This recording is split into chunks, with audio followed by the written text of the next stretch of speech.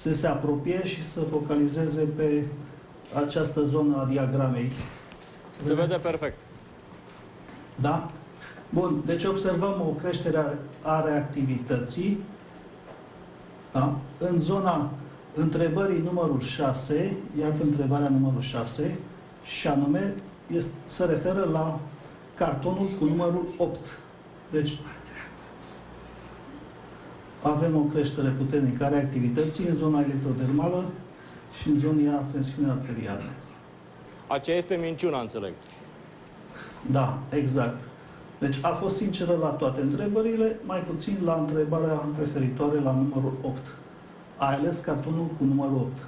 Răspunsul a fost nu, iar reacția generată de această contradicție între ceea ce a afirmat și ceea ce există cu adevărat este evidențiată în această diagramă.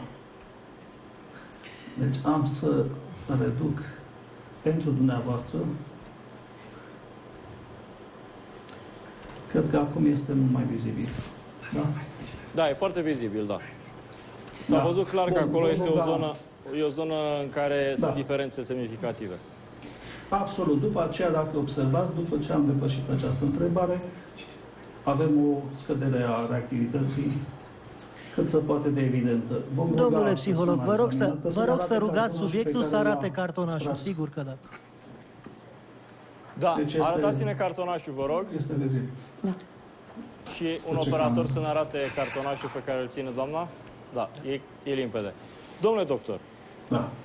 Dumneavoastră, vorbesc cu domnul doctor Chiș, da. Dumneavoastră, de câți ani lucrați cu poligraf? Din 1998. Din 98.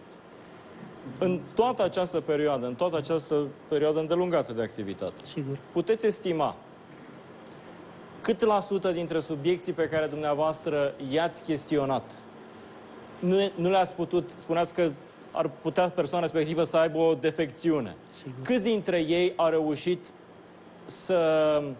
A zis că nu e corect să păcălească, dar la câți dintre ei